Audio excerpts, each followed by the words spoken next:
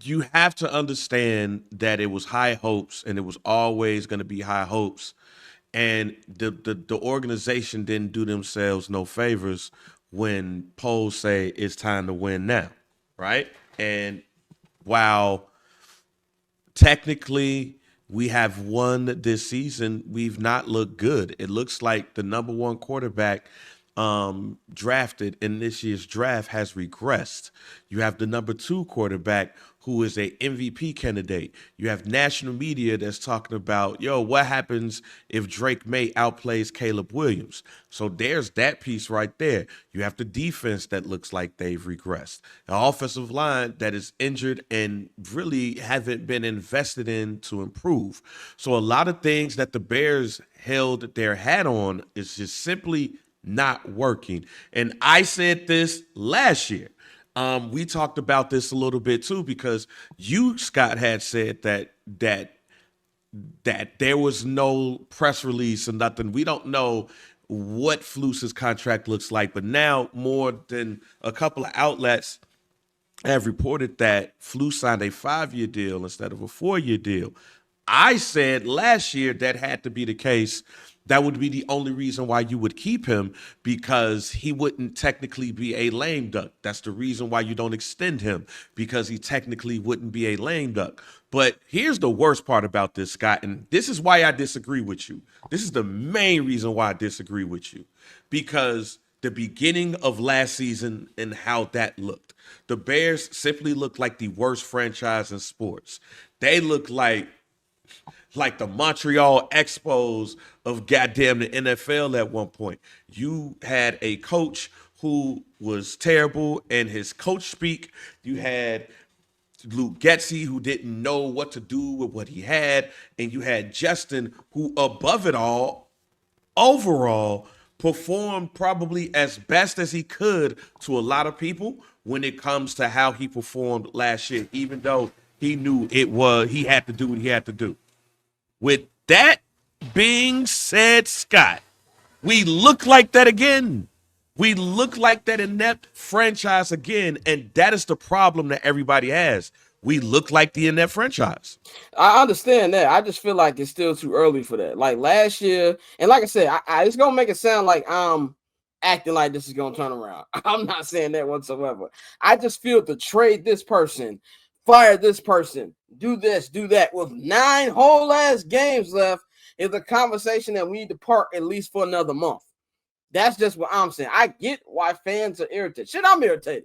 I thought this was going to be a way more fun season than what it is. I just feel like there's too much panicking going on and too much situation like, oh man, now Eberflus is going to be until 2026. Like, Was that we the don't know. dog? That wasn't my dog.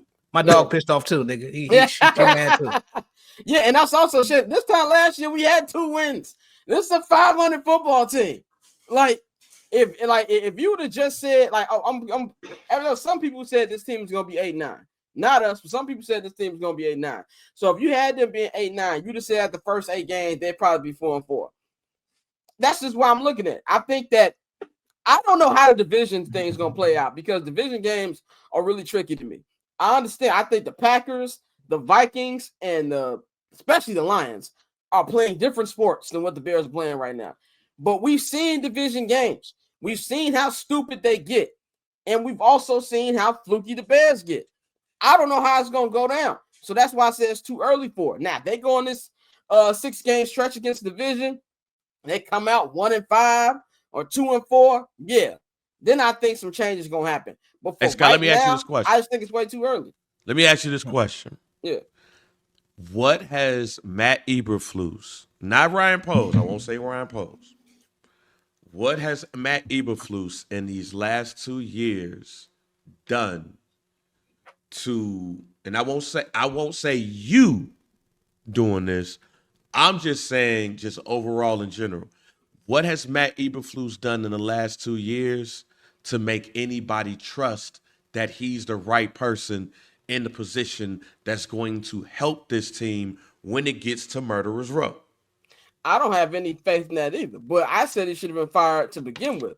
So, like, all I'm saying is let's park this conversation for a couple games. That's all I'm saying. That's where I'm coming from, because I just feel like, and I'm not saying the fire Eberflus thing. We all said Eberflus should never made it, so I have no problem with that. I'm talking about the fire Ryan Poles shit and us going back and every Ryan Poles move they've done. No, but that's it. We got to get to the point where we got to realize Bears fans are idiots. Like, we're impatient. You know, we overshot in year one. We had higher expectations. We should have been realistic. We got excited about the moves that we made, the splashy moves, and the fact that we overlooked certain areas that needed to be addressed. And, you know, we went bargain bin shopping. We all said it on the offensive line. That was one thing we all said from the jump. They did not do enough to address the offensive line. And now those same issues that you had in your last offense are happening now. The timing's always off because the blocking is off. That's not going to change. And so it's one of those situations where firing Ryan Poles ain't going to change that.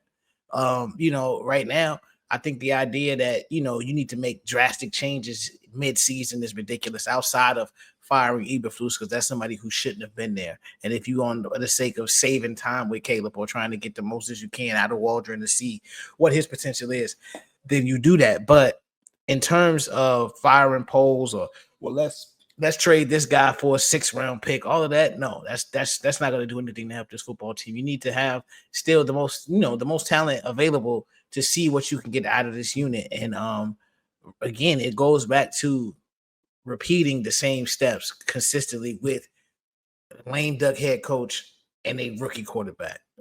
We knew it was a mistake from the jump. They've made that mistake, and now we got to live with the consequences, and hopefully Poles can pivot from that. But Dante, you know the crazy thing? He's not a lame duck coach. Like, that's the crazy thing with this one. He's not a lame duck. If that contract is really a 5-year deal, we all assumed that he was a lame duck coach. He's not. And that makes the offense or the offseason, upcoming offseason, even more interesting if you do move on from Flus or not. But that's why I'm saying he's not a lame duck coach yet because of the record. Like, even when he said this week in his press conference, we're 4-4. I think was it Parcells who said you are what your record is? I think that was Parcells. So yeah. So even when you hear, shout out to Adam Rank. Adam Rank said he was one who brought up the contract thing, and he said some people are telling him that Eberflus isn't gonna get fired. Yeah, because that's right now. Because they are a 4-4 team. Now, like I said, they get through the stretch and they get their ass whooped. That's going to be a different conversation. So he's not a lame duck coach now, but he can be. No, that's what I'm saying. That's what I'm saying. I'm talking about the offseason. I'm talking about this past offseason. We all came into the offseason like, yo. Well, I said in October last year, he's not going to get fired. And I got no. I know that. We all said that shit. Yeah. We all said that shit. But what I'm saying is a lot of people came into the offseason thinking that he would be a lame duck coach because of his contract. That's more than likely not the case. So it does make for things to be more interesting to say, okay, maybe we do this. And then even when you started to even read the tea leaves, which me and you had this conversation when Flus was hired about Trace Armstrong. Me and you had this conversation, the Trace Armstrong conversation. The real GM of the Bears. You're right. When the Flus thing happened, it's like, okay, who's really running this organization? And how much do people outside, technically, of the organization have to do with this and what's going on? So, and I know a lot of people is probably doing too much with the tea leaf conversation. I get it. But this also goes to what I said a couple of weeks ago. If when Albert Breer said the Ben Johnson shit, like, yo, if Ben Johnson really wanted to be the head coach of the Chicago Bears, back channel conversations would have led you to believe that the Bears knew about it. And if they passed on that for Shane Waldron and Matt Eberflus, that's malpractice. That's malpractice right there, unless you really, truly believe that y'all had the plan in place. But that's what happens when you have plans and you don't prepare for them in the way that you do. I really feel during the offseason, they really felt that Eberflus was the one. So I don't even think it was something where they could have heard whatever of Ben Johnson. There was no thought of them firing Matt Eberflus. Now, I did hear a rumor. I don't know if this rumor is true or not, but I did hear a rumor that Kevin Warren wanted to fire Eberflus, but he let Poles slide because, he's new there. He wanted to give Poles more of a chance. Kevin Warren, to me, is the wild card in all of this shit because if he's still trying to get this stadium, and to me, this goes back to the building backwards thing.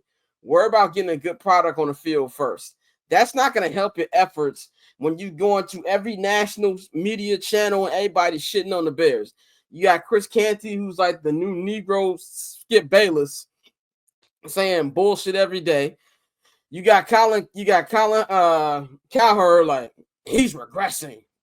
Talking about Caleb, and I think that's a mass overreaction to him. We'll get to that in a minute. We'll get to that in just a second. Yeah, that's ridiculous. Yeah, I think it's a ridiculous statement, but we'll get to that in just a second. But you got all this bad publicity, like you said, Bang, we're the laughing stock again. So if you're trying to get a stadium and you want to be looked at as this marquee organization, they brought in a homeboy from the Chiefs to be their player personnel. You know what I'm saying? He just came from a top organization. He came here because of Kevin Warren. So if this season continues to go down the shitter, and let's just say they finish 5-12, 6-11 or whatever. And if Paul's still on the fence, I could see Kevin Warren saying, nigga, this is my move. And I know a lot of Bears fans don't believe me when I say this, but the McCaskies are hands off. I know it's the easy thing to blame the McCaskies. When I tell you George McCaskey, aka Conor Roy from Succession, does nothing but sign the checks, this is Kevin Warren's show. Kevin Warren has full autonomy on what to do, football and other stuff. So now we're going to see if this continues to go the way it's been going and Paul's is still on the fence about firing. We're going to see if this is the actual new Bears or is he just the black version of Ted Phillips. We're going to really find that out.